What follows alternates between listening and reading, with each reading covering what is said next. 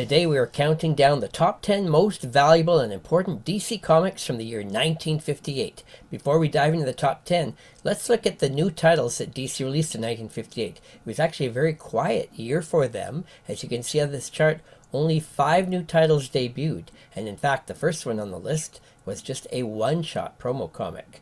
We had Superman's Girlfriend Lois Lane debut, running 136 issues, and Challengers of the Unknown would also run 77 issues, being the 2 big successful new titles, and the other 2 were based on movie and TV characters. So let's dive into the top 10. Number 10 most valuable DC comic of the year, and 39th most valuable DC comic of the 50s is Superman 123. This is a very historically important comic. It is not the first appearance of Supergirl, but it is sort of a prototype tryout issue of a Supergirl character.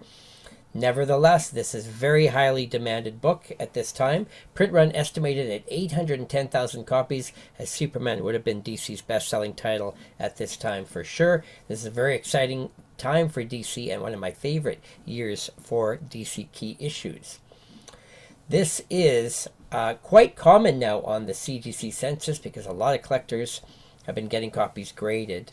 There are 353 in total, even 3 super high grade copies grading 9.0 or higher. Heritage has now sold 66 copies in the last 20 years.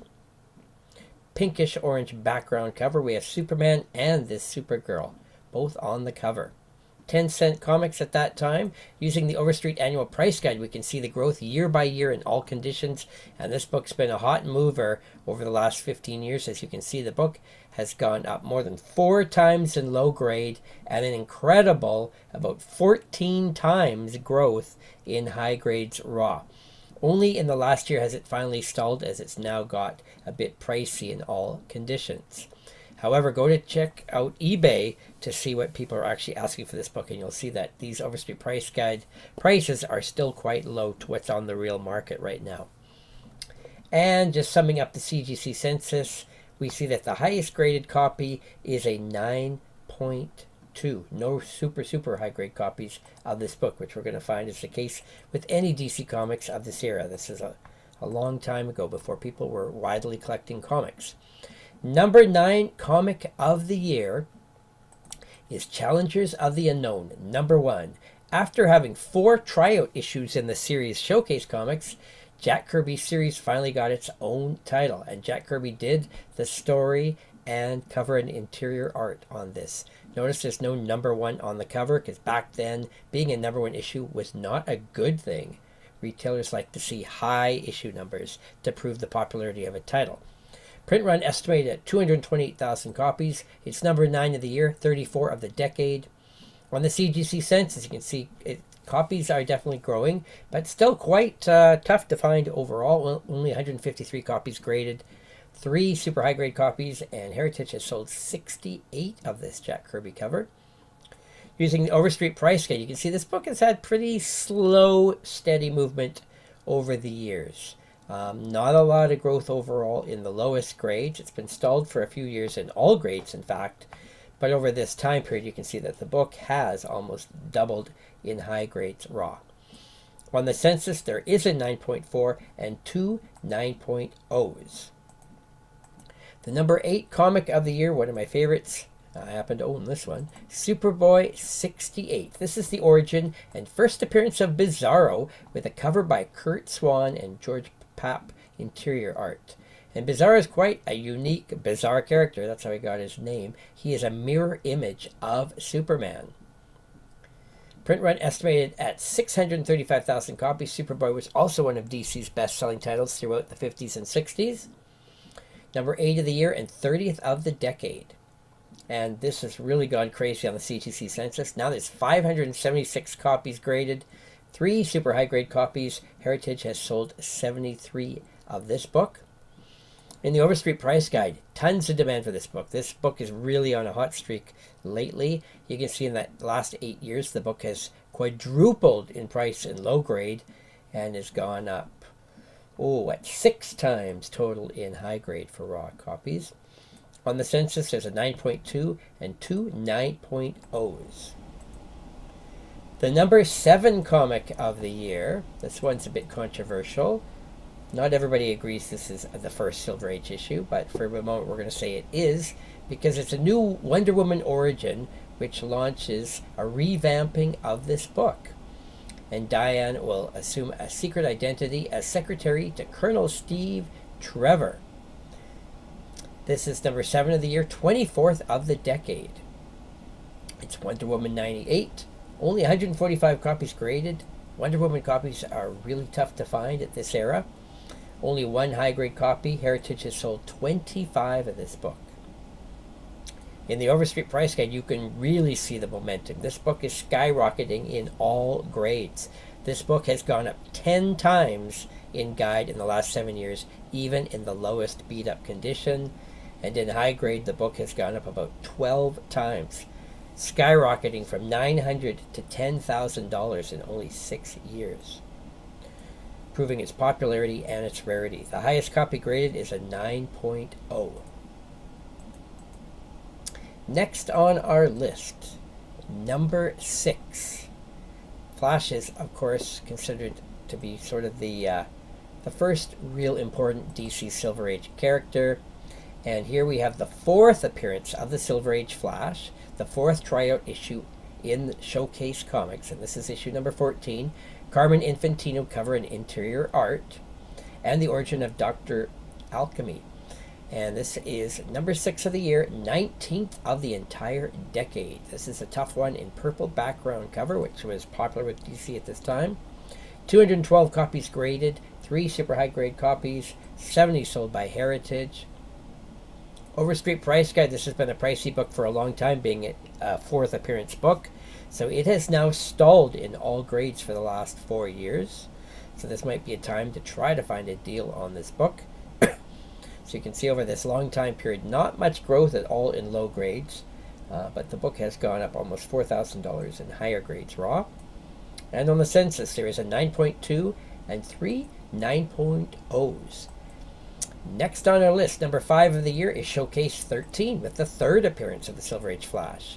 It's also the origin and first appearance of Mr. Element, another Carmen Infantino cover and interior art issue, number 18 book of the decade. CGC Census, still not very many copies graded. This is really tough to find. 184 copies in total, 3 high-grade copies, 71 sold at Heritage.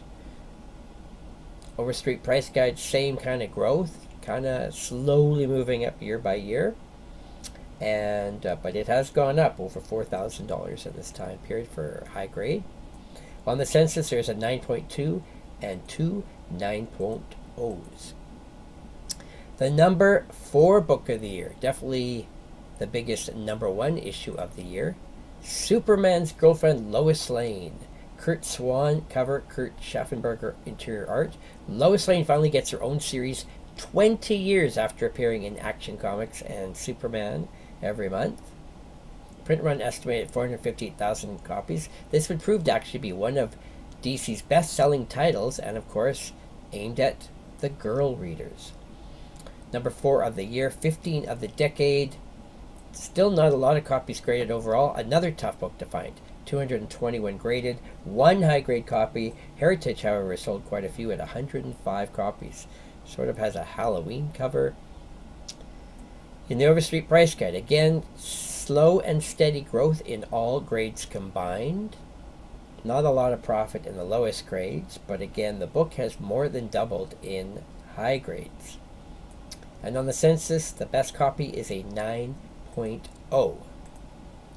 Number 3 of the year is Showcase 17.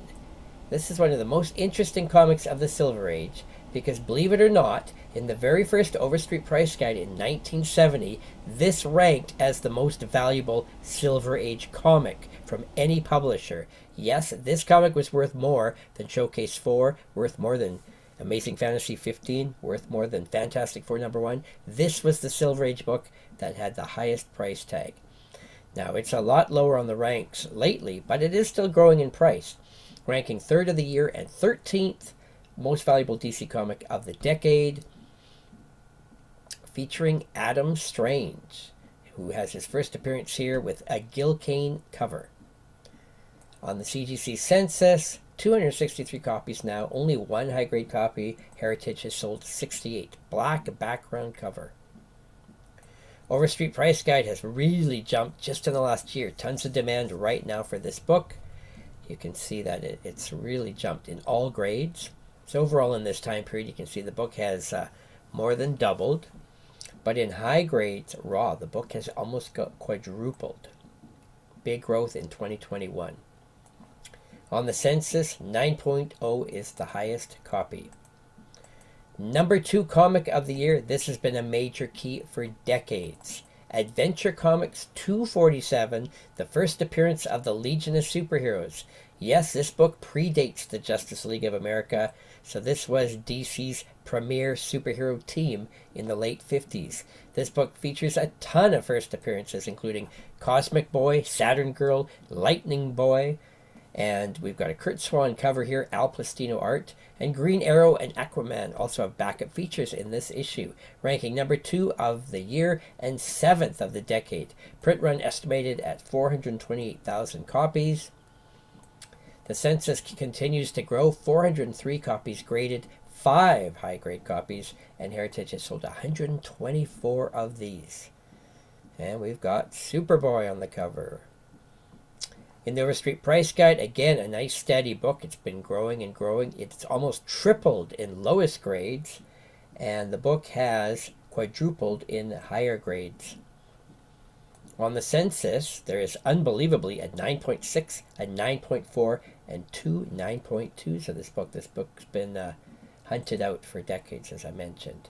And the number 1 most valuable DC comic of 1958, and my favorite DC comic ever, is Action Comics 242, the first appearance of Braniac. He's the most important Superman villain of the last 70 years. This is also the first appearance of the Shrunken City of Kandor. Curt Swan cover art. Al Plastino and Jim Moody did the interior artwork. This is a scarce book in high grade. Number 1 of the year and 6th of the decade. Print run estimated at 458,000 copies. This is the most valuable issue of Action Comics in the last 75 years. On the census, it's really gone nuts in the last few years. Now at 493 copies graded, but only 1 high-grade copy. Super tough. 76 copies graded are sold by Heritage. Solid dark purple background cover. Every copy out there just seems to be damaged. It's unbelievable with this book. Spine wear really shows up.